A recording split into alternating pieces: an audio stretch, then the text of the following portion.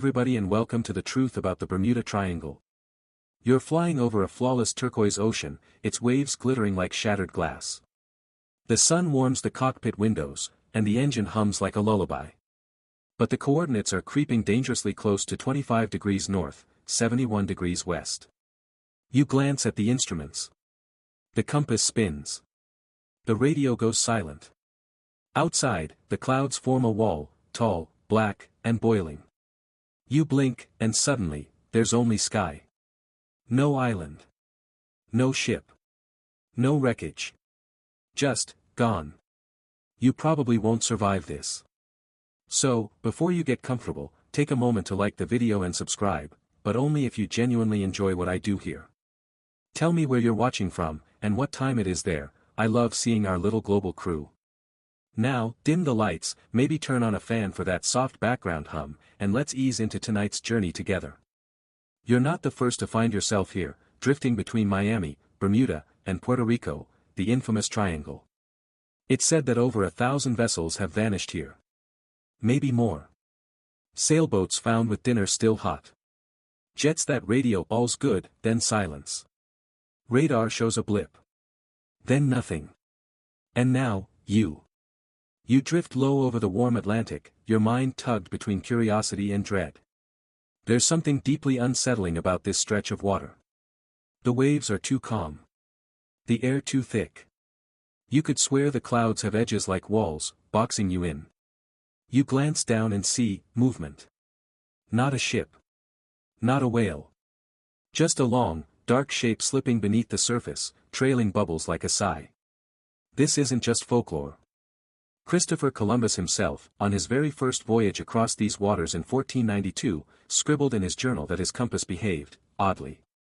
The sky shimmered. A fireball plunged into the sea. The crew whispered prayers. You wonder, was that a meteor, or was Columbus the first recorded UFO witness? Historians still argue whether his notes were mistranslated, exaggerated, or simply the paranoid ramblings of a man stuck on a boat with scurvy-ridden sailors. But the seed was planted, something's wrong here. As your imaginary vessel continues, a low sound rises beneath the water, like a heartbeat, impossibly deep. It syncs with your own pulse. Thump. Thump. The air pressure drops. Your ears pop. You check your altimeter if you trusted it, but it's now reading 0, and you're still miles above sea level. You tilt your head, listening. In the white noise wind, you swear you hear voices, somewhere between a whisper and a scream. One voice. Then many. But they aren't speaking English. Or anything you know. It's more like humming. Or data being transferred. Like a dial-up modem possessed by ancient spirits. As you lean closer to the sound, your mind wanders to the first modern disappearances. The 1900s were full of them. The USS Cyclops, a massive Navy cargo ship, disappeared in 1918 with over 300 men on board. No distress signal. No wreckage. No survivors. Just a footnote in history labeled, presumed lost at sea. Of course, ships sink all the time. But not usually in calm weather. Not without a mayday. Not without anything. And it wasn't alone, her two sister ships disappeared under eerily similar conditions. Same route. Same silence. You start to feel like a pattern is forming. But only if you're squinting hard enough. The aircraft jolts. A tailwind? No. You're being pulled, gently but persistently. Instruments dead. GPS frozen. The clouds form a tunnel around you, tight and pulsing. This isn't weather. It's a structure. Your breath fogs the glass, even though it's 28 degrees Celsius outside. That doesn't make sense. But nothing does now. Maybe it's not the Bermuda Triangle that's dangerous. Maybe it's the things watching the triangle that are. You grip the controls, but the plane isn't responding anymore. You're gliding, ghost-like, inside something vast. You feel as if you've crossed into a different layer of reality, thinner, dimmer, and humming with electricity. In your headset, static bursts. Then a voice. It's you. But not you. A recording of a message you haven't yet spoken. It crackles once, then cuts. Mayday, We're seeing something we don't understand. Silence. And now you're just floating again, helpless. There's an eerie calm here, like the ocean's exhaling one long, slow breath. And you're caught in it. You look down. The ocean is glowing. Not blue. Not green. Something else entirely. Like the color you see when you press your eyelids shut too tight. The water flickers with light patterns, grids, circles, some sort of language. Or just plankton playing tricks on your tired brain. A weird tidbit, some pilots who flew through this region reported losing time. Their watches and clocks fell out of sync. They landed 30 minutes before they should have. Fuel gauges still full. Radar said they were never there. Mass delusion, say skeptics. Proof, say believers. You just want to go home. But something deep below doesn't want you to leave. It's curious. Old. Patient. And tonight, it's finally looking up. The air thickens as your vessel glides forward, soft, silent, but off course. Beneath you, the Atlantic stretches like a living thing, shifting, breathing, hiding stories far older than charts or satellite feeds. It wasn't always called the Bermuda Triangle. The name only emerged in the mid-20th century. But the strangeness? That goes back centuries, long before radar, before black boxes, even before the word Atlantic had a compass rose to guide it. Sailors of old, Phoenicians, Greeks, early Arab explorers, they whispered of cursed waters. Some drew crude maps with dragons snarling off the edges, others left blank space and no notes at all. As if the ocean refused to be known. You squint down again, imagining a wooden ship, its white sails full of wind, gliding these same waters in the 1500s. No engine. No radio. Just a compass, the stars, and the deeply unsettling sense that the ocean is, watching. One mainstream historical fact, in 1492, Christopher Columbus passed through what would later be known as the Bermuda Triangle. He noted in his logbook that strange lights danced on the horizon. His compass readings went erratic, deviating without explanation.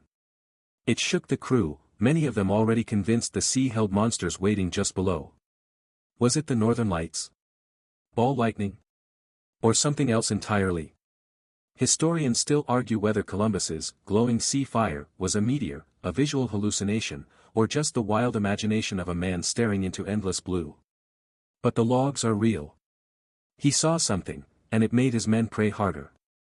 You feel that same itch of unease now, just behind your ears. The feeling you get when you've lost track of how long you've been traveling. When the sun's position seems wrong. By the 1700s, European traders and pirates alike had their own stories, compasses that spun, stars that moved, sudden fog banks that swallowed entire galleons without leaving behind even a plank. You picture Blackbeard squinting at a map, frowning at the open stretch between Cuba and Florida, and choosing the long way around. Not out of superstition, out of experience. Then there's the curious case of the Rosalie, a French merchant ship discovered in the 1840s drifting silently in this very region. Sails up. Cargo intact. No crew. No struggle. Just, abandoned mid-journey. The ship was entirely seaworthy. Not a rope out of place. Like they'd simply walked off the deck into the air. You coast now, low enough to see currents curling and folding below like silk ribbons in slow motion. The water glows pale green in patches. Not luminescent. Just wrong. And here's your fringe fact of the night: ancient Greek philosophers once speculated that there were openings in the sea, gateways to other parts of the world, or even to entirely different dimensions. Pythagoras believed the ocean held vibrations that could bend reality. Now, of course, we chalk that up to philosophy mixed with too much wine and not enough vitamin D. But out here, as your instruments glitch again, you start to wonder if maybe Pythagoras had a point. Just a few millennia too early. Suddenly, a storm crackles to life. Not thunder. Just light. Silent flashes, pale, violet-white pulses that flicker inside the clouds like a heartbeat. You blink and it's gone. Clear skies again. Just a warning. You start wondering how many stories were never written down. How many sailors vanished before literacy was even a thing. Who drowned quietly in wooden ships under silent stars, their names lost to the ocean's massive eraser. The problem with the Bermuda Triangle isn't that we have too many stories, it's that we don't have enough solid ones. And the ones we do have always feel like they're missing a piece. A log entry cut off mid-sentence. A distress call that ends in static. A survivor who remembers everything except the moment they went missing. You're one of them now, part of the floating statistic. Except you're still breathing. For now. A sharp beat pulls your attention to the console. One light flickers, position unavailable. Your fingers hover, uncertain. There's no connection. No response. But the display knows something's wrong. Your gaze drifts again to the water, watching for any sign of life. You think of the old sailors who told tales of sea monsters, krakens, and mermaids. Maybe those were just metaphors for something much harder to explain, anomalies. Natural, maybe. Maybe not. But real. Still coasting, you pass over an oddly shaped shadow on the seafloor, angular, artificial, like a hallway or road. But it's too deep, and the shape's gone before you can be sure. Maybe it was just coral. Maybe your mind's playing tricks. Or maybe not. Here's something eerie, the triangle isn't the only place like this. There's the Devil's Sea near Japan, where vessels vanish in eerily similar ways. Off the coast of South America, another hotspot. Even parts of the Arctic Ocean hold strange electromagnetic anomalies. What if these aren't isolated zones? What if they're connected? Of course, scientists say it's nonsense. Maritime insurance companies report that the Bermuda Triangle isn't statistically more dangerous than any other heavily traveled ocean zone. Ships go missing. Pilots make mistakes. Weather shifts fast. And hey, human error is free and unlimited. But something inside you, deeper than logic, doesn't agree. There's something unnatural in this calm. The silence hums too loud. The colors are just a little off. The horizon's too flat. You feel like a marble dropped into the palm of some vast, invisible hand. The clouds ahead gather like a curtain being drawn shut.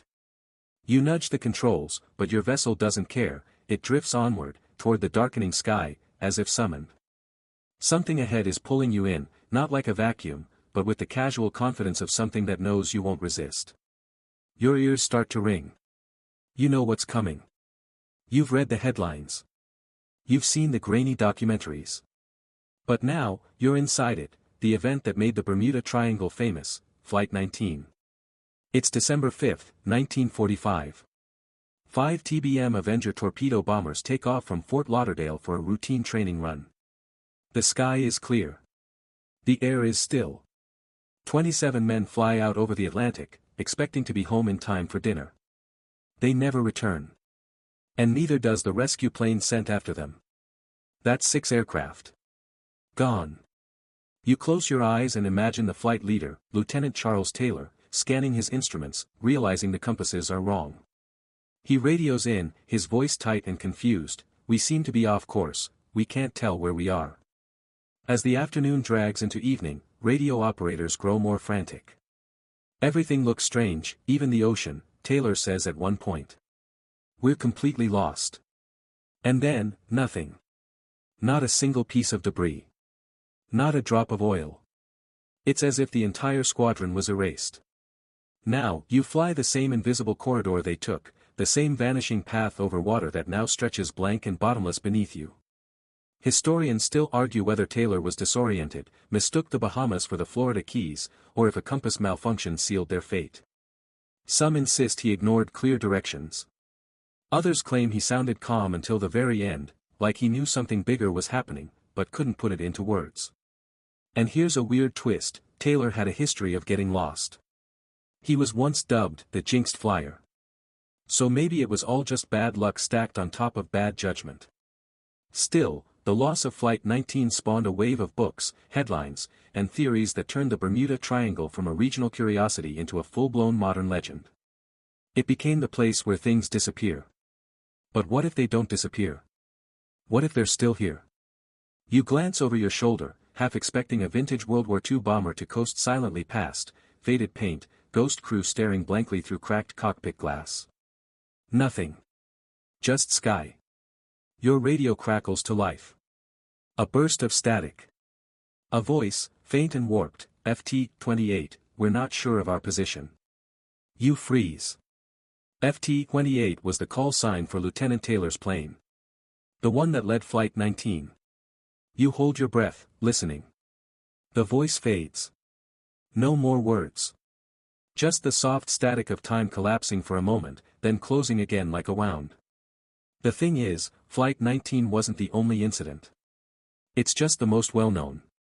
In 1948, a Douglas DC-3 airliner vanished en route to Miami with 32 people on board. The weather was clear. Radio contact was strong. Then, nothing. A year later, a British Tudor 4 plane disappears under similar conditions. No wreckage. No clues. Just gone. Fringe theorists say the triangle is a thin spot, a window zone, where the barrier between dimensions is stretched like overused plastic wrap. Some believe portals open here, randomly, without warning. And if you're unlucky enough to be in one at the wrong time, well, enjoy your detour to wherever else is. Your vessel drifts lower. The water's surface shimmers. Not waves, reflections. Of what? The sky. You. No. The reflections don't match. There's something else down there, an inverted world, just out of reach. It's tempting to believe in supernatural forces when the regular ones seem to fail so often here. The military blamed human error for Flight 19. They always do. Planes crash. People panic. Radios fail. But how many times does something have to happen before coincidence starts to look like a pattern? Here's a fringe tidbit: some people think Flight 19 flew into a time rift. That they landed somewhere, but not here, and not now. There are even claims, very unverified, very eyebrow-raising, of mysterious World War II planes found decades later, engines pristine, but no crew, no signs of age. Just parked in odd places, like someone forgot them there. Of course, the rational explanation is always the same: weather. Navigation error. Fuel exhaustion. Pilot confusion. That's what gets printed in reports and archived in dusty boxes. But you're not reading reports now. You're here. And things feel different. The air is heavier, like it's thick with old memories. The kind of memories that don't fade, they just echo, again and again. You pass into a column of cloud, tall, gray, and silent. Inside, there's no sound. No wind. Just you, your breath, and the soft creak of your craft shifting. Then you hear it again. We're not sure of our position. The same voice. Or another. You can't tell anymore. You look down. The ocean is darker now, almost black. Not because of depth, but because it's reflecting something you can't quite see. Shapes move below. Long, slow, deliberate. Maybe it's nothing.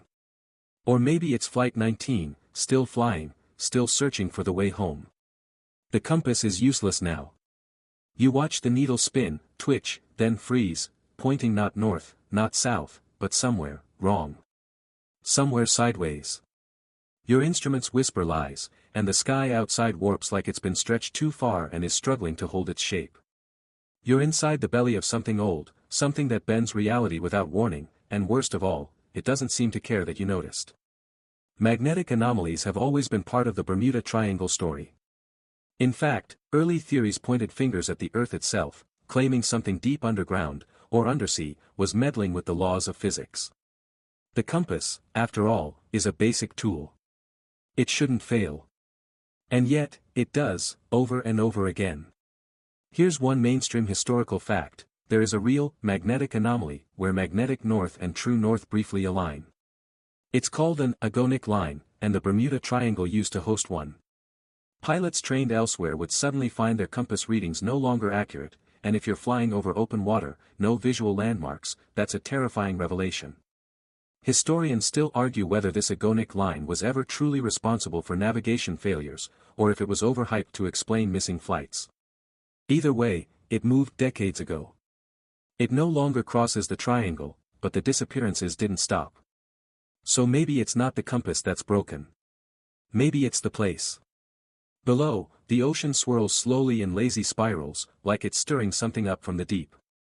You feel your craft veering again, not from wind or current, but from some unseen shift, as if the air itself has developed a slope. You grip the controls tighter. The needles flicker once more, then go dead. All you've got now is instinct, and even that is starting to question itself. Here's the fringe fact for this leg of the journey. Some claim the triangle is a giant geophysical grid point, one of 12 around the globe where energy pulses from the Earth's core and distorts electromagnetic fields. They believe these vortex points explain why compasses spin and why people feel sudden dizziness, confusion, or even euphoria in these regions. You, at this moment, just feel weirdly floaty. Like your thoughts are being whispered back to you, delayed, like an echo in your own brain. You can't remember the last time you blinked. Or took a full breath. Time feels odd. You glance at your wristwatch. 3:17 p.m. You swear it said that 20 minutes ago. And now it says 3:08 p.m. You blink again. It's 3:22 p.m. Your fingers are trembling now, not out of fear, but from the sheer wrongness pressing against your skin. It's as if your body is slightly misaligned with itself, like a puzzle piece pushed into the wrong box. Then your headset crackles again. This time, no voice. Just tones. Slow, rhythmic beeps. Not Morse code. Not music. Just, something. Trying to be something. Your brain scrambles to make a pattern. It fails. You turn your gaze back to the sea. Something's there. Not in the water. Above it. Hovering. Just a ripple in the air. Like heat waves off a highway. But cooler. Sharper. You think of mirages in deserts. But this isn't a trick of the light. It's a presence. A choice. It blinks out. Gone. You're alone again.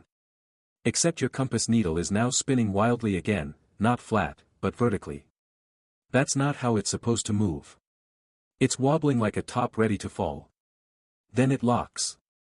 Point straight down.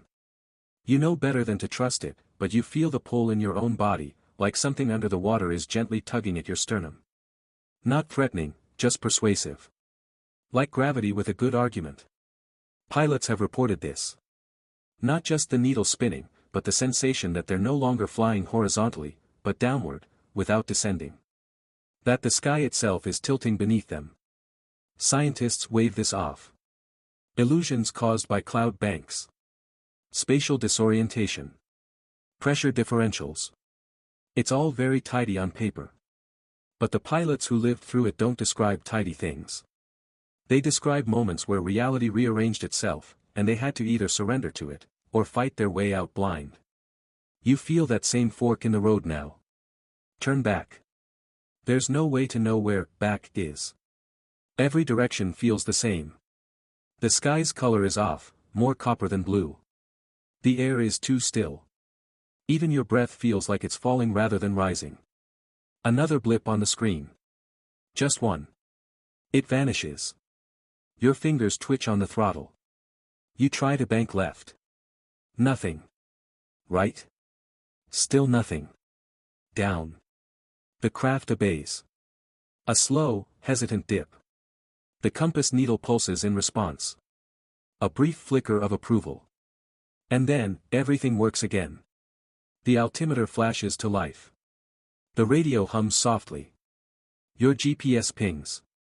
Coordinates, somewhere off the Bahamas. But not anywhere on your flight plan. You exhale sharply, realizing you've been holding that breath for an impossible length of time.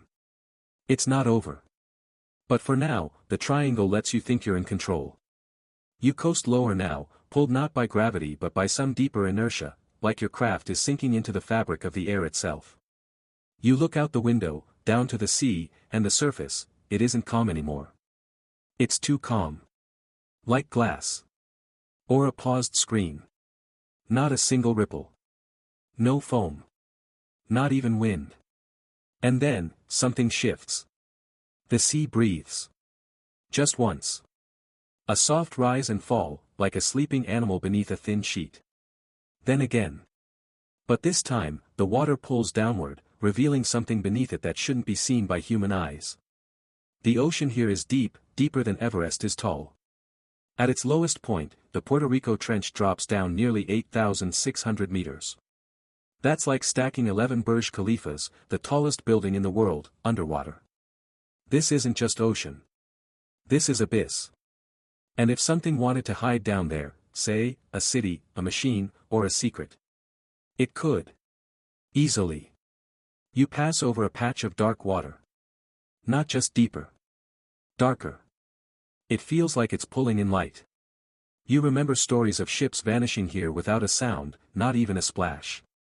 Like they were swallowed whole. Mainstream historians chalk this up to sudden storms, rogue waves, or catastrophic mechanical failure. All perfectly rational. Except, many of those ships were in perfect weather. They had experienced crews. And they vanished completely, like phantoms. One of the strangest was the SS Marine Sulphur Queen, a 500-foot tanker carrying molten sulfur. In 1963, she radioed a routine position check. A day later, nothing. No distress call. No oil slick. Just 29 men, vanished. All that was found later was some debris, floating nowhere near the projected path. Historians still argue whether it was a boiler explosion or something more sinister. One theory. The ship sank suddenly, nose first, like being pulled down from below by something with patience and a strong grip. That's what the sea can do when it's quiet. It doesn't crash or roar. It just opens up. And takes. You feel that same pull again, not a wave, not turbulence. Just a suggestion, nudging your vessel toward the center of that black patch. You resist, but your hands are sluggish. Your thoughts are slower. Here's your fringe fact of the night. Some researchers believe the Bermuda Triangle sits atop a system of ancient, underwater caves and tunnels, massive voids that create bizarre pressure pockets and vortexes. Others go further, whispering about ancient machines buried under the sea floor, still running, still humming. Some call it Atlantean tech. Others call it nonsense. But then again, something hums beneath you. A low, bass note you don't hear so much as feel. In your chest. In your teeth. In your bones. The hum gets louder. More rhythmic. Like chanting. Like the spin of giant underwater turbines. Your instruments begin to flicker again, not failing this time, more like they're syncing up to something. Matching its pulse. You look outside. The water glows faintly. No moonlight. No bioluminescence. Just lines, patterns, pulsing under the surface. Concentric rings. Geometry where there shouldn't be any. Maybe it's just coral reefs playing tricks. But coral doesn't form in perfect circles. You adjust your angle, peering down at what looks like an enormous disk on the seafloor. Not natural. Not accidental. And then you blink, and it's gone. As if the ocean realized you were looking and turned off the lights. You remember the myths, the ones nobody takes seriously. Ancient sea gods. Gateways to other worlds. Some cultures believed that deep places held not just fish and shadows, but other oceans, oceans of time, memory, or even spirit. Sailors of old told stories not just of monsters, but of voices beneath the waves. Songs that made them jump overboard. Lights that came up from below and hovered just under the hull before vanishing. Entire ships found circling an invisible center point, crew hypnotized, until they ran out of food and died in perfect rows. Salt madness, the textbooks say. Sunstroke. Sure. But you've been in the shade for hours now. You tilt again and see movement. Not just current. Shapes. Large. Slow. A school of something. But they're not swimming like fish. They're circling. Orbiting something. You realize, this isn't a random patch of sea. This is a place. A center. A destination. And now you're here. The compass needle spins again. But now it pulses with the rhythm below. Like it's no longer measuring magnetic fields, but heartbeat. Your radio hisses. Another voice, garbled. We see something, beneath us, there's no bottom. It's not your voice this time. It's another. Another pilot. Another traveler. Another ghost. You sit back in your seat. Let the hum vibrate through your bones. Let the sea watch you. It always watches. And you wonder. If something lives beneath those trenches, something that feeds not on meat or metal, but on stories. On fear. On belief. Maybe that's why so many ships disappear and leave no trace. Maybe they were taken whole, not by accident, but by invitation. You glance over the side again, scanning the waves, except there are no waves anymore. The ocean lies still, like obsidian glass, its surface so perfect it reflects the sky with surgical precision. The clouds above are mirrored below, and for a dizzying second, you can't tell where the sky ends and the sea begins. It's a trick of the light, or perhaps of the triangle itself. Then something breaks the reflection. A ship. Or rather, was a ship. It floats, dead in the water. No smoke. No lights. Just a dark silhouette bobbing gently, barely disturbing the surface. You drift closer, heart picking up. It's old. You can tell by the hull shape. And then the details hit, ropes slack, sails torn, deck empty. You swear there's a coffee mug resting on the edge of the rail. Still full. Welcome to the Bermuda Triangle's most unsettling residence, ghost ships. One of the most infamous is the Carroll A. Deering, a 5-masted schooner found run aground on Diamond Shoals in 1921. Her sails were up. Her lifeboats gone. But not a soul on board. No struggle. No blood. Just breakfast still on the table, half eaten. Personal items untouched. Charts marked mid-voyage. Coast Guard reports couldn't explain it. Pirate attack. Mutiny. A sudden storm. But nothing fit. It's as if the crew just stood up and walked off into the sea. Historians still argue whether the crew abandoned ship after engine failure, or if something more mysterious happened. Some claim they were picked up by another vessel. Others point to strange radio signals reported in the area hours earlier. A few just quietly admit, it doesn't add up. And the Deering isn't alone. Dozens of vessels, merchant, military, fishing, have been found adrift in this region, their crews gone. No distress calls. No signs of damage. Just silence. As if something called them away and they followed. You float above the ship now. It's not modern. It looks, mid-century. 1940s, maybe. A lifeboat is still attached. You squint. There's someone on deck. A figure. Standing completely still. You blink. Gone. Just a trick of the light, maybe. Or your mind playing games again. But you feel it, the watching. The hum from below matches the stillness above, creating a pocket of awareness. Like you've crossed into a dead zone where time forgets to move forward. Some fringe theorists believe the triangle experiences spontaneous time dilations. That ships and planes cross into these bubbles and vanish, not because they're destroyed, but because they're suspended. Frozen mid-action, outside of chronology. There's even a story, totally unverified, of course, about a yacht discovered with its diesel engine still running, coffee warm, but no crew. The search for the crew went on for weeks. Eventually, a single crew member washed ashore in Bimini, half-conscious, muttering something about a bell underwater and a staircase of light. He didn't live long enough to explain. You pull away from the drifting wreck, uneasy. Your vessel hums again, this time from within. A low vibration, like something reactivating after a long nap. Instruments flash momentarily, and your artificial horizon tilts just slightly. You correct, instinctively. Then your eyes lock onto the sea again. Another shape. Larger. Metal. You realize it's an aircraft fuselage, nose down, tail jutting out of the water at a crooked angle. Impossible. It's not floating. It's hovering just under the surface, like something is holding it there. Your breath catches. And just for a second, the reflection on the water isn't you. It's someone else. Same seat. Same controls. Different face. You blink. It's gone.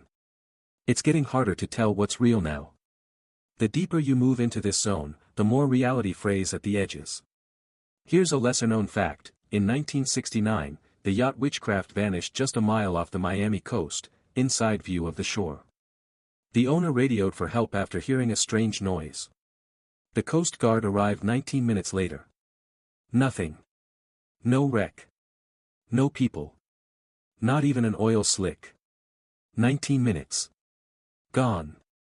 No storm. No rough sea. Just a puff of reality erased. You wonder if ghost ships are only half the story. Maybe some of them are caught mid-journey, always visible, never reachable. Maybe others aren't here at all, just echoes projected into your mind by whatever's playing conductor beneath the surface. Fringe theories whisper of resonant imprinting, the idea that traumatic disappearances can leave behind psychic energy strong enough to manifest visually. Like a ghost that isn't a ghost, just a replay loop. But what if it's not memory? What if it's surveillance? What if something wants you to see these ships?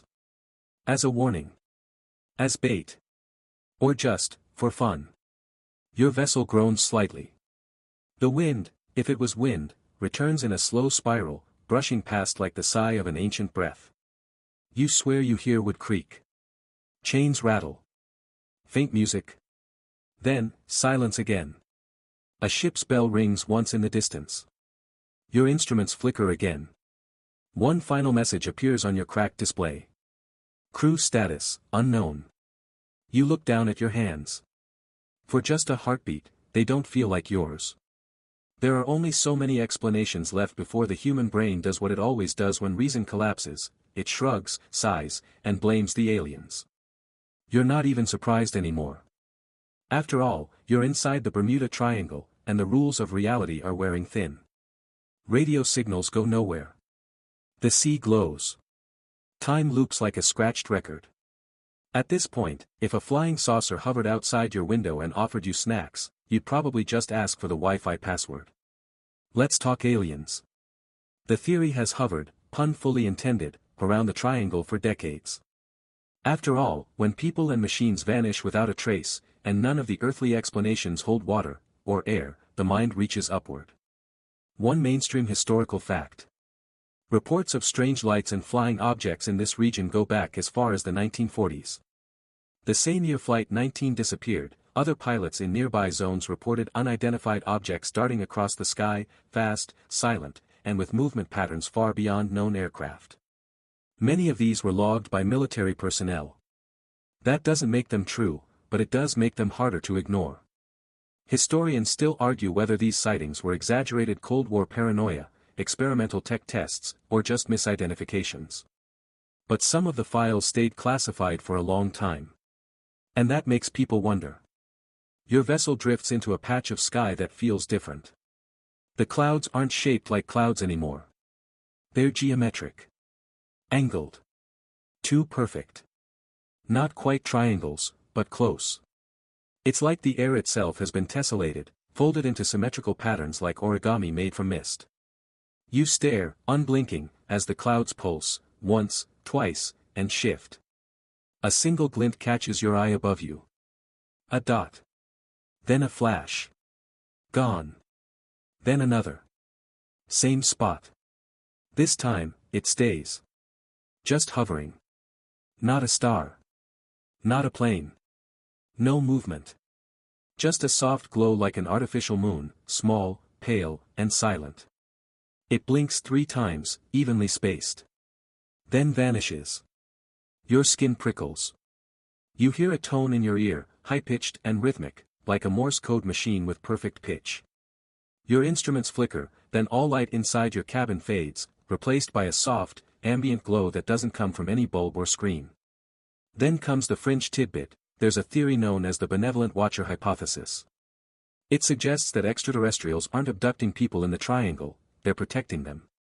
That the triangle is a kind of interstellar, quarantine zone, and those who enter are either kept safe, or quietly removed for study. You're not being hunted. You're being tagged. Sounds wild, right? But there are accounts, anonymous, always vague, of missing time and flashes of light from triangle survivors. Some describe finding their watches hours behind. Others say they awoke miles from their last known location, with no memory of how they got there. Still others remember everything. They tell stories of white rooms, no shadows, and tall figures who didn't speak, but who felt deeply curious.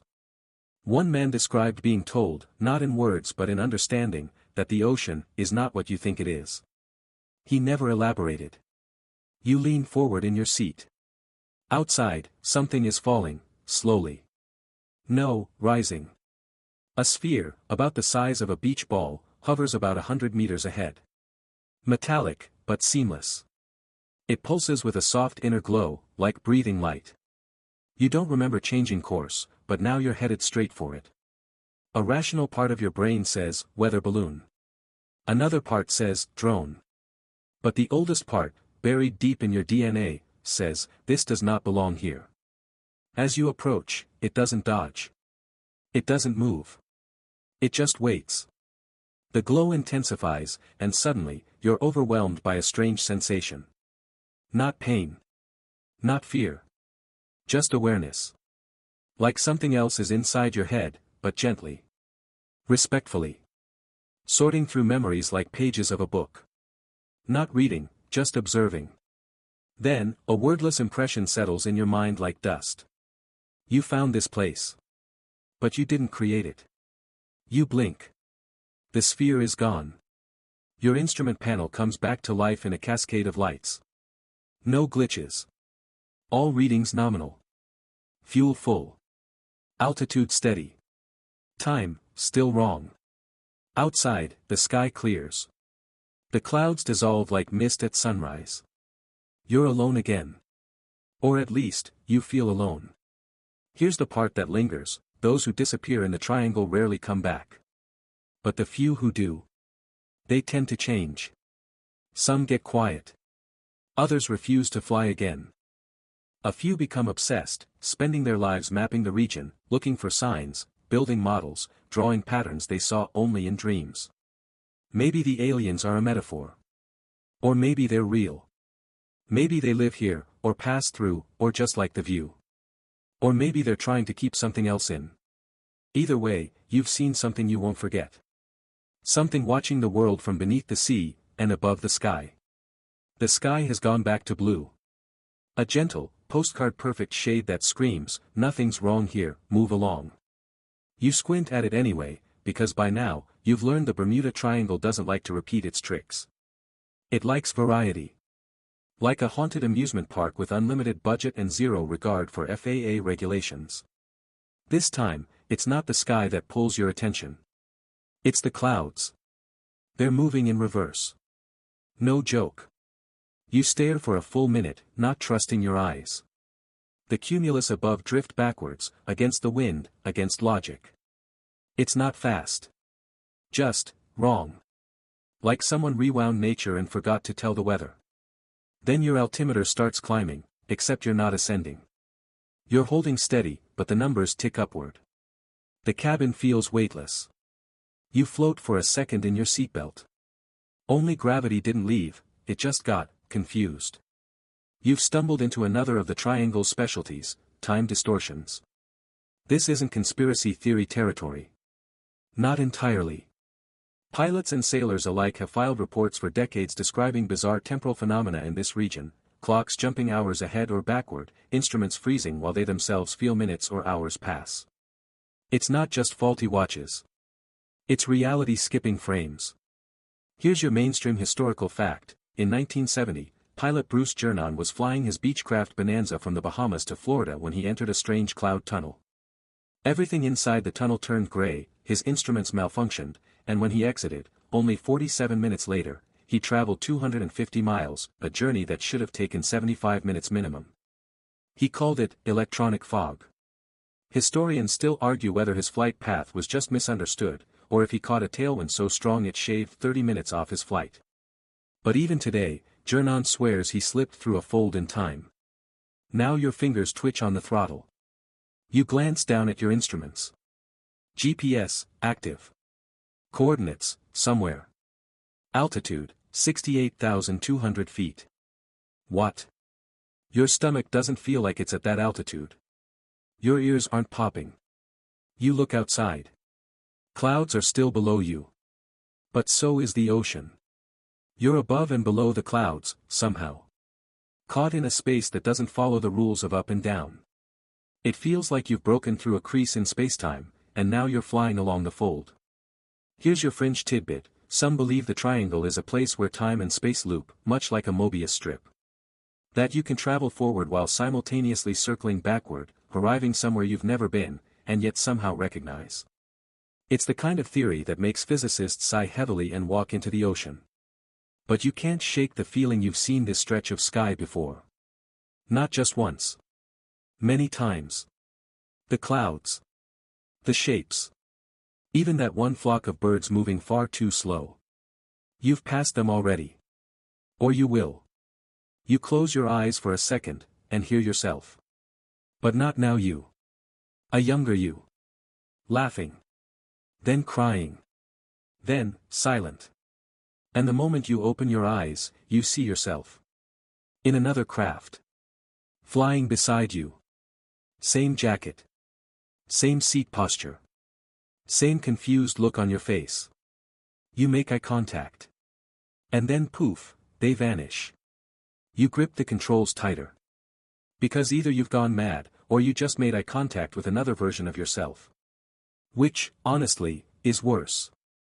There's a theory about this too, don't worry. There's always a theory. Some say the triangle is a temporal mirror. A place where past and future versions of you can overlap, briefly. But only if conditions are right. A glitch in the record. Others say you never really leave the triangle. You just split. Copies of you move on. Echoes. Shadows. Every decision spawning another version, trapped in other layers of the same three-dimensional storm. And now, maybe, you've become someone else's echo. You reach for your radio again. Static. Then a single tone. Low. Long. Then silence. Your instruments reset. Altitude drops back to normal. Your GPS shows a point you recognize. You've been here before. 5 minutes ago. Or was it yesterday? You swear the ocean below makes the same ripple pattern. You swear the sun is in the same place. You swear the compass needle, still twitching, is smiling at you. It knows you're caught in a loop. And it knows you've figured it out. You tighten your grip on the yoke as your craft coasts silently forward, the hum of the engine the only sound anchoring you to anything familiar. The ocean below is still there, same dark shimmer, same lazy spirals, same feeling that it's not water at all but some kind of vast, fluid memory. You've been here before. And not just in this flight. You know this place. Which is impossible. Unless, of course, something here is watching you, not with eyes, but with intention. With awareness. And maybe it has been, for a while. You begin to wonder, is the Bermuda Triangle aware? Or is it a who?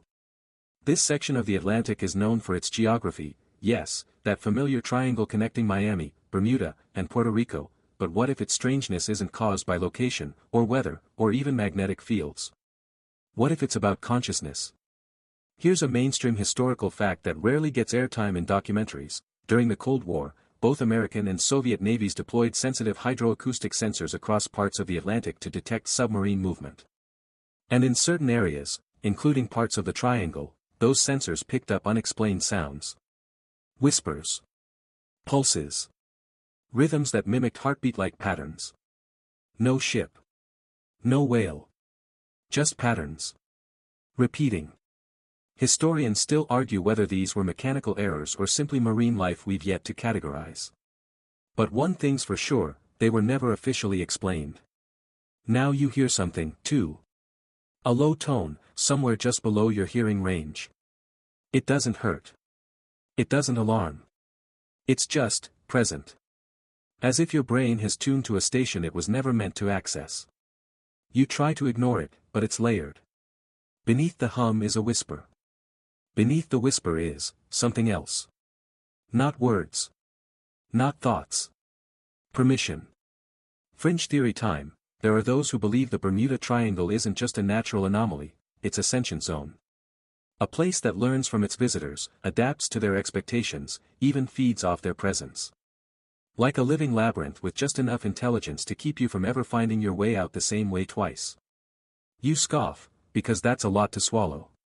But then you remember all those times you changed course, only to end up where you started. The instrument spinning not wildly, but in careful, calculated misdirection. Like it wants you here. Wants you to see something. Below, the water begins to ripple, just a little. Concentric rings, slowly growing wider. At the center, a black dot. No, not black. Clear. A hole. It's not swallowing the ocean. It's revealing something beneath it. You descend without thinking. Not forced. Not guided. Just, compelled. At 1,500 feet, you see it, a massive circular structure carved into the ocean floor. You shouldn't be able to see this deep, but the water seems cooperative, magnifying the details as if it wants to be seen. It's not natural. It's stone. Old. Covered in strange, geometric patterns that look suspiciously similar to crop circles, except underwater. The center is open, like a huge iris, closed tight. You don't realize you're holding your breath until the iris twitches. And begins to open. A slow spiral of shifting plates and shimmering light. From the center rises not a machine, not a creature, but light itself. A column. Straight up. Bright, but not blinding. It doesn't shine. It invites. You hear the hum louder now. Inside your chest. Inside your bones. Inside your memories. You see flashes from your past, faces, smells, songs, memories you'd forgotten or never lived. You see yourself looking up at the sky as a child, wondering what was out there. Now you know. Because now it's looking back. This isn't technology. It isn't magic. It's awareness. You hover over the light column, staring down. Your reflection shimmers back, fragmented and refracted, like it's not just you looking, but versions of you. One scared. One curious. One laughing. The column pulses once. Then again. You feel a wordless question press into your thoughts. Do you want to understand? It doesn't speak. It doesn't threaten. But it waits. You hesitate. Because you know if you say yes, something will happen that can't be undone. Understanding here doesn't come cheap. You hover. And wait. And then the light disappears. Not out of anger, but like a door quietly closing because you weren't ready. The ocean resumes its glassy stillness. The hum fades. But you feel it now. It knows you. And it's still watching. You're drifting again. Not physically, no, your controls are fine now. Altitude steady.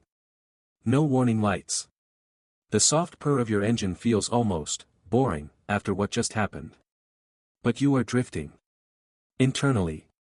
Thoughts spiraling. The question still hangs there, do you want to understand? You didn't say yes. But you didn't say no either. And somehow, that might be worse. You try to shake it off. Refocus. Maybe climb. Maybe change direction. Maybe get out of this place. But there's nowhere to go. Because wherever you fly, it's still here. The Bermuda Triangle doesn't seem to have edges, it has moods. And right now, the mood shifts again. The sky goes gold. You blink, hard, adjusting your eyes. But the world is bathing in this strange amber glow, as if sunset arrived too early, and came from below. You check your clock. Time, 2:17 p.m. You double-check. It was just 5:40 p.m. a minute ago. You look behind you. The sky is a different color back there. A shade cooler. More normal. But you can't fly into it. Something about your instruments resists. Like the sky is bending around you, folding in layers, and each one wants you deeper. You're being ushered, not chased. And it's somehow more terrifying. This brings us to a theory far older than UFOs or faulty compasses, Atlantis. Yeah, that Atlantis. The legendary lost city. Here's a mainstream historical fact, the first mention of Atlantis comes from Plato, around 360 BCE. He described a technologically advanced civilization located beyond the Pillars of Heracles, what we now call the Strait of Gibraltar. Atlantis was, according to him, a naval power that sank into the sea in a single day and night of misfortune. Historians still argue whether Plato was recounting a real catastrophe, like the Thera eruption, or just creating a cautionary myth about arrogance and empire. Either way, the idea stuck. And some believe Atlantis didn't sink entirely. They believe it moved. According to fringe lore, what remains of Atlantis is buried beneath the Bermuda Triangle. That the strange lights, compass failures, and time loops aren't supernatural at all, they're technological. Glitches from machines far older than any human civilization. Left behind by a people so advanced, their ruins still work, even if no one's around to explain the manual. You peer down. The water beneath you is no longer water. It's a lens. A smooth, shimmering lens that seems to show what's beneath it, not reflect what's above. And what's beneath is structure. Massive. Angular. Sharp lines. Like buildings. Like roads. Half swallowed by sand and coral but unmistakably man-made. You lean closer. And your radio hisses again. A voice. But this time, it's yours. Not you now. A version of you. Or maybe a recording. Maybe a future memory. You hear yourself say. Then static. Your pulse spikes. You wipe your forehead. It's cold. The cabin is cold now. Frost is creeping in at the edges of the windows. You check your climate controls, they're normal. But your breath fogs anyway. Another mood change. Another test. Another layer. This time, the air smells different too. Like ozone. Like stone. You remember another fringe idea, that Atlantis wasn't destroyed by war or flood, but by activation. That its inhabitants turned on a device, some kind of global engine, and couldn't shut it off. And that engine is still running, thousands of years later. Distorting time. Warping magnetism. Bending perception. That the Bermuda Triangle is just the top layer of a buried mind. A kind of dreaming machine, trying to wake. And each ship that goes missing. Each plane that never lands. Just more noise in its slowly rebooting consciousness. You laugh nervously. Because the idea sounds nuts. But also. Doesn't it feel right? You look outside again. The lens water is gone. Ocean looks normal. Boring. Blue. Choppy. But now that you've seen it, really seen it, you can't unsee the patterns. The way the wave crests align. The faint glow just beneath the swells. Like circuitry. Like a motherboard the size of a continent. You're not over an ocean. You're over a surface. A casing. A lid. And something underneath is stirring. You sit still in your cockpit, staring out across that endless blue stretch, heart thudding like a metronome set just a little too fast. The world seems calm again, just clouds, ocean, silence. But you know better now. You've seen the patterns. Heard the tones. Smelled the ozone in air that shouldn't be cold. The Bermuda Triangle isn't mischief. It's method. And it's waking up. You remember that whisper, not a voice, but a presence, offering you understanding. And now, you're beginning to think, maybe it wasn't a question. Maybe it was a test. You passed something. And now the triangle is peeling back one more layer. Your controls twitch. Not fail. Not glitch. Just, respond. To nothing you're doing. A gentle bank left. A soft descent. It's like being nudged by a hand wearing gloves made of clouds. Below, the sea isn't shining anymore. It's steaming. Thin tendrils of white vapor rise, snaking upward like fingers stretching for sky. You drop through a thin veil of mist, and suddenly, without transition, you're flying over land. You check your map. There's no land here. But there it is. Just beneath you. A strip of dark rock. A mountain that juts out like a crooked spine. Trees. Maybe. Shapes like towers. Possibly. And then, gone. In a blink, you're over open water again. Hallucination? Mirage? Hologram? Historians still argue whether early explorers, including Columbus himself, encountered ghost islands in the Atlantic. In fact, Columbus reported strange lights over the sea and a flame falling into the ocean on the very night before landfall in the New World. Some claim he saw lightning. Others suspect meteorites. A few believe he caught a glimpse of something deliberately hidden. Fringe theorists point to phantom islands throughout seafaring history, like Hy-Brasil or Antillia, that appeared on maps for centuries before mysteriously disappearing. The Bermuda Triangle sits right in the middle of where many of those were once plotted. You descend, drawn toward a new point of interest, just barely visible. A perfect circle of ripples in the sea, too uniform to be natural. Your instruments read nothing unusual. But your instincts are ringing like fire alarms. Then comes the sensation. You're being scanned. Not in a beep-boop lasers way. More like your memories are being skimmed. Like someone's flipping through your past looking for relevant experience. Childhood fears. Flight training logs. That one time you got lost in the woods for 6 hours and swore the trees were whispering. It feels like a psychological profile built at the speed of thought. And then it stops. And the sea below parts. Just a bit. A circle of water sinks inward like someone pressed a finger into the ocean's surface.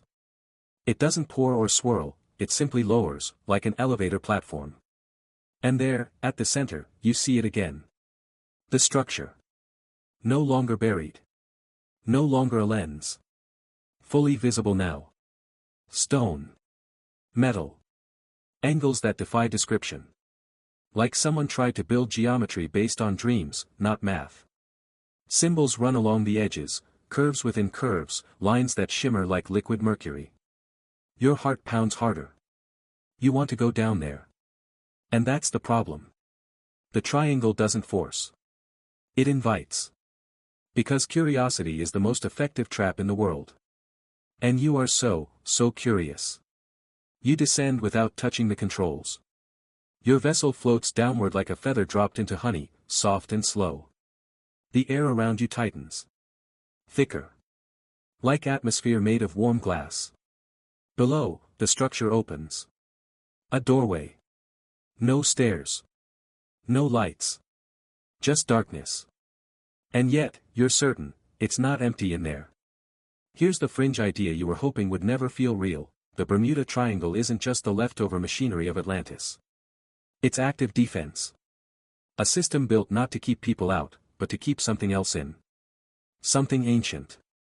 Something smart. Something patient. The disappearances. They're not errors. They're not random. They're containment protocols. And right now, the system is trying to decide if you belong here. You hover just above the opening. The hum returns, low, resonant, and almost kind. Like a lullaby from a choir of deep voices. It doesn't push you away. It doesn't pull you in. It waits. And it's in that stillness, that perfect quiet, that you finally realize. This isn't about navigation. It's about selection. Who gets through? Who doesn't? Who forgets?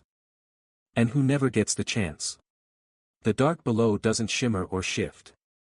It waits. You hover above the threshold of something too old for names. And in that silence, in that eerie quiet where even the ocean forgets to breathe, you start to understand, the Bermuda Triangle isn't a place. It's a question. And you've reached the part where it demands an answer.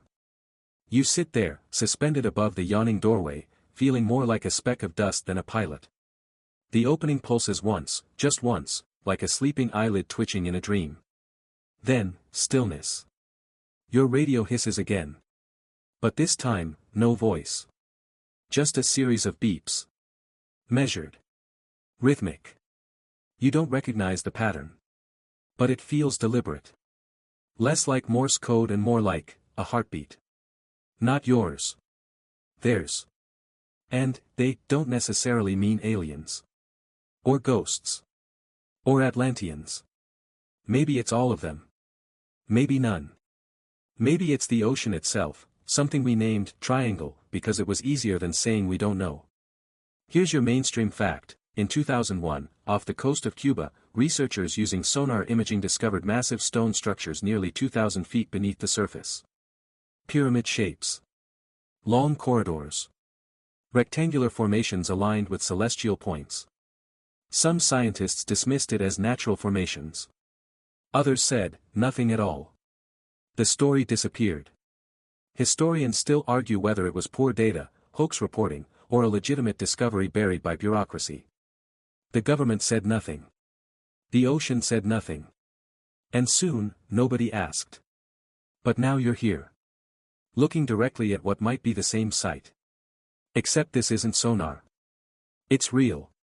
Stone glows faintly under the surface like moonlight trapped in concrete. The symbols you saw earlier now pulse faintly, as if responding to your presence. One pulses faster.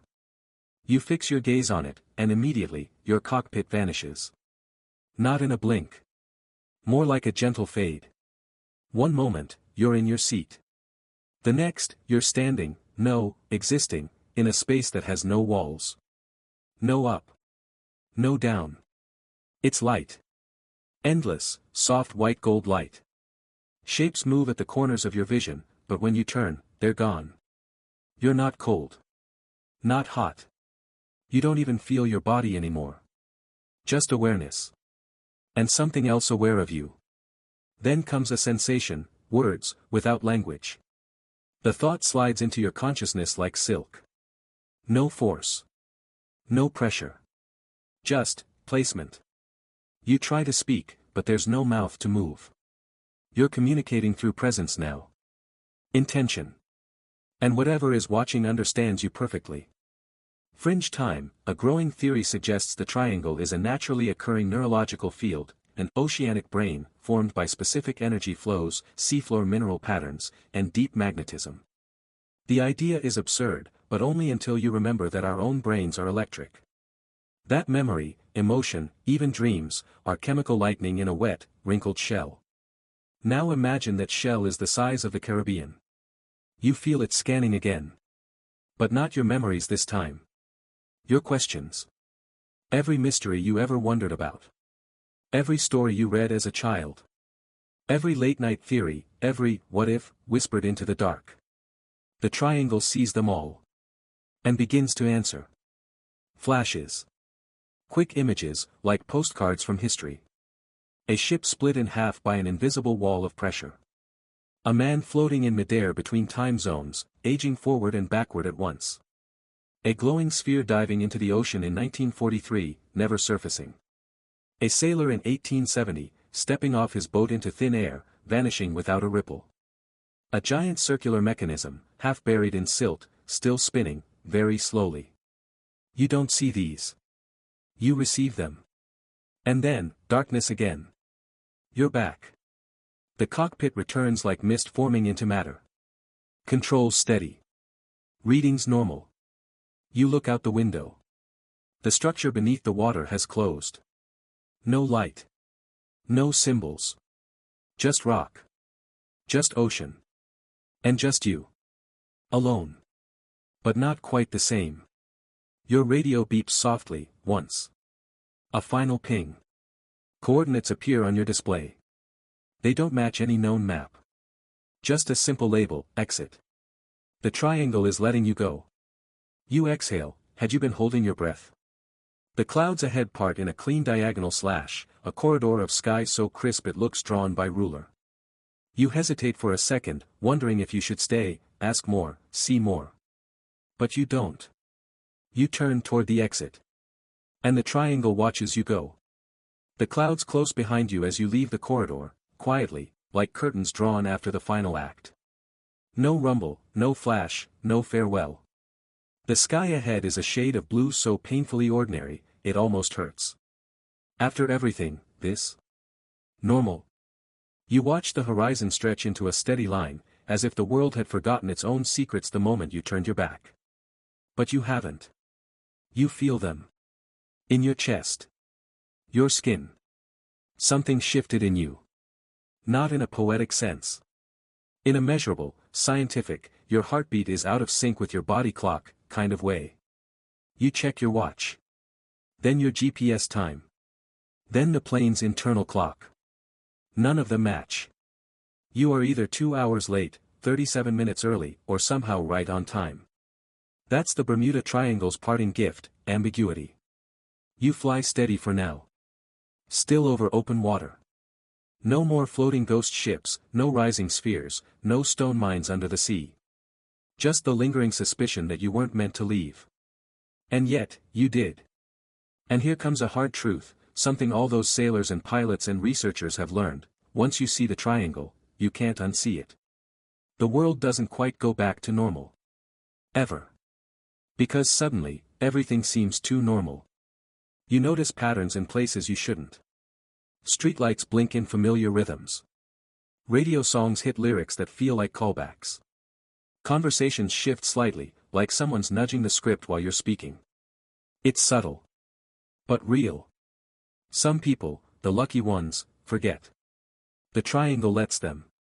They stumble back to shore, swear they got lost in fog, and move on. They write memoirs with fuzzy endings and cautious phrasing. They say, weird weather, and equipment malfunction, while avoiding eye contact. But not you. You saw it. You felt it.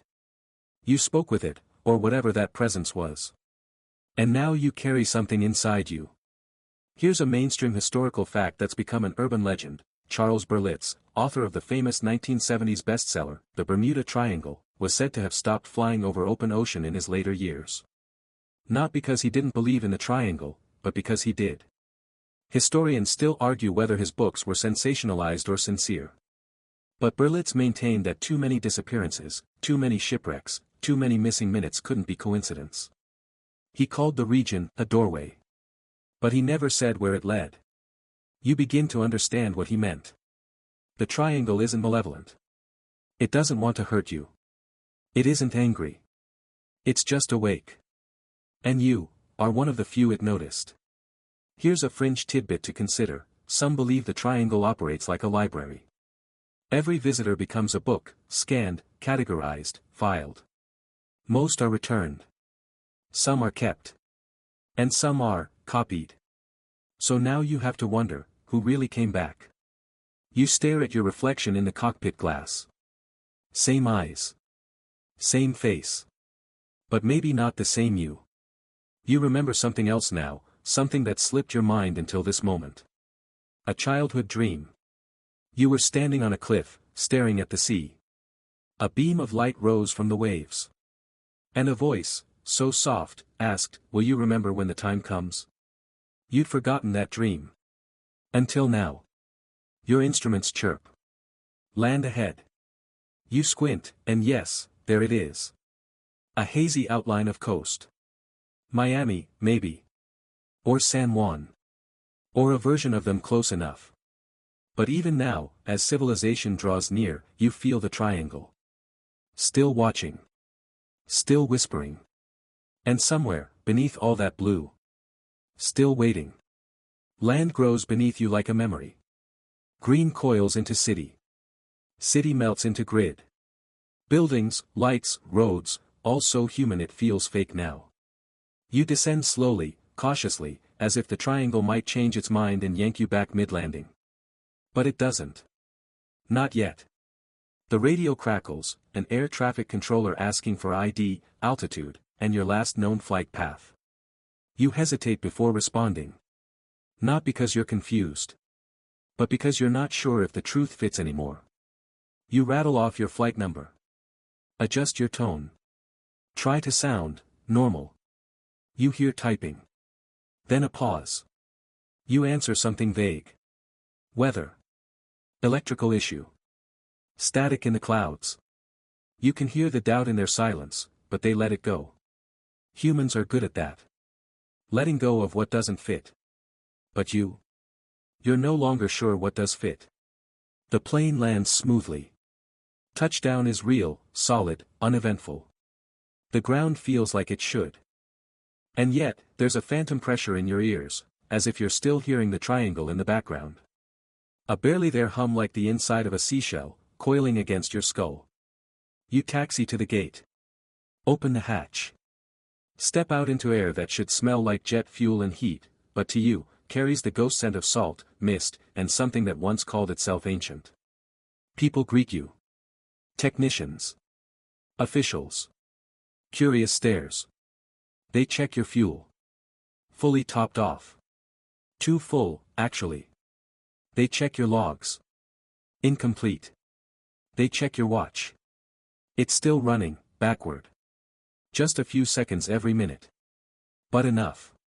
Enough to prove something happened. Or enough to drive you mad. You give your report. You smile. You nod.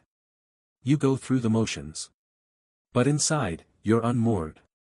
Not panicked, just adrift. Mainstream historical fact. In 1955, a passenger plane named Flight 914 supposedly vanished over the triangle, only to reappear and land safely, in Venezuela, 37 years later. The plane was intact.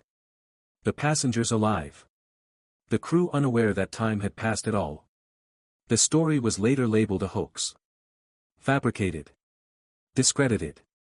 Historians still argue whether the story was a misprint, a mistaken identity, or something someone tried very hard to bury. You wonder how many other stories didn't get told. And more importantly, why yours might now be one of them. You leave the airport quietly. No press. No big reception. Just a silent ride back into a world that thinks it knows what the sky contains. But when you close your eyes at night, the dreams come. The symbols. The lights. The question. And you think now, you always said no. But something deeper, older, and quieter inside you? It already answered yes. Here's a final fringe theory for this section. Some people believe those who survive the Bermuda Triangle don't just walk away. They become something else. They begin hearing patterns in birdsong. Seeing shapes in waves. Predicting thoughts before they're spoken. Small things. At first. You're brushing your teeth one night and, without knowing how, you finish someone else's sentence on the phone. You hear the microwave ding in your dreams before it happens. You pass by a mirror and don't recognize your posture for half a second. And worse. Sometimes you do recognize it. But from the other side. Because what left the triangle wasn't just you. It was the version of you it needed to send out. You start to understand why the triangle let some people go. Because they carry its message. Not in their pockets. In their patterns. And just before sleep, when your breath slows and your thoughts drift, you hear it again. Because it never really is. You begin to live again. Or something that passes for it. Morning coffee. Street lights. Digital screens. Background music in grocery stores. Everything seems to fall back into rhythm. The world keeps spinning, the bills keep arriving, the emails never stop. But you? You're moving through it like a ghost wearing your own skin. The Bermuda Triangle didn't just change your perception, it installed something. A quiet patch of static inside your thoughts. You don't hear it exactly, but you feel it. Like a presence waiting patiently just behind the curtain of your every moment. You wonder, was that the point? Did the triangle bring you back because you're contagious? You see patterns now. Not metaphorical ones. Actual ones. Your neighbor takes the trash out at the same time every evening, but the sound of his footsteps syncs with the pattern of lights flickering in your apartment complex. The elevator pings on the 7th floor only when your microwave counts down from 7. You see the number 3, everywhere. You don't even believe in numerology. But the signs keep stacking. Here's your historical fact. In the 1980s, NASA engineers analyzing gravitational anomalies in the South Atlantic anomaly region, near the Bermuda Triangle's southern boundary, recorded unexpected shifts in Earth's magnetic field. Some satellites passing through this area glitched or shut down entirely. These were written off as harmless fluctuations. But the data showed a growing pattern. Historians still argue whether these anomalies are relics of the Earth's inner core behaving badly, or signals of something larger shifting beneath us. A long exhale. A planetary adjustment. But you don't need to see the graphs. You feel it. You are the graph now. It's been weeks since the flight. You haven't told anyone the full story. Not really. You wrote a few things down. Then burned them. Just in case. Some nights you dream of being underwater. Not drowning, just existing below the surface. Floating among those buried structures. The glyphs hum as you pass. A column of light pulses in the distance, blinking in a rhythm that matches your heartbeat. It's always the same message. Fringe time again. Some theorists believe the Bermuda Triangle is part of a planetary nervous system. A node. An antenna. One of several scattered across the Earth in a web we don't yet understand. They claim the Great Pyramid of Giza, Easter Island, and even certain regions in the Amazon align with these nodes. Most call it pseudoscience. But if you stood in your shoes, if you saw what you saw, you might believe it too. Because what if the triangle doesn't just store information? What if it collects? Not just data, or ships, or echoes of people. But energy. And once in a while, it sends something back. A carrier. A transmitter. A sleeper agent who doesn't even realize what they've become. Until one night, sitting in bed, wide awake at 3:33 a.m., you reach for a pen and scribble down a sequence of numbers you've never seen before. Just numbers. And yet, when you read them aloud, you feel the air tighten. You stare at the ink. It seems to shimmer. Just for a second. Just long enough to convince you it didn't happen. You crumple the paper. But that night, when you sleep, you dream of standing in the triangle again. Alone. Ocean calm. Sky black. The stars blink. And blink again. And suddenly, you realize. They're not blinking. They're signaling. To you. From you. It's a two-way channel now. You just never noticed. You wake up with sand in your sheets. Salt in your hair. And a number repeating in your mind like a heartbeat. Not coordinates. Not code. Just a rhythm. Like the triangle itself. Still awake. Still watching. Still waiting. For the next time. You're home now. Safe, they'd say. But that word feels thinner than it used to. The lights in your room hum just a little differently tonight. The shadows stretch a touch too far. You lie still, letting your breath slow, your thoughts soften. You made it through the Bermuda Triangle. But it made it through you, too. The air feels warm and heavy, like a weighted blanket pulled over your whole body. Outside, the wind brushes gently against your window, like fingertips across glass. You listen. Nothing unusual. And yet, your heart listens differently now. You close your eyes. Soft darkness. No light columns. No stone symbols. No radio whispers. Just the rhythmic pull of breath in and breath out. The quiet click of your pulse in your ears. You sink into the bed as if gravity has deepened, drawing you into the earth, wrapping you in its memory. You can still remember the hum, that low, slow vibration in your bones, but it's more distant now. Less like a warning, more like a lullaby. Something ancient. Something patient. You drift. And in the final edge of awareness, just before sleep steals you completely, you imagine the ocean again, vast, blue, endless. Beneath it, a secret. Still breathing. Still listening. Still waiting. But not for you. Not tonight. You've already answered the question. And the triangle always remembers. Now, sleep. And let it watch over you from just beyond the waves.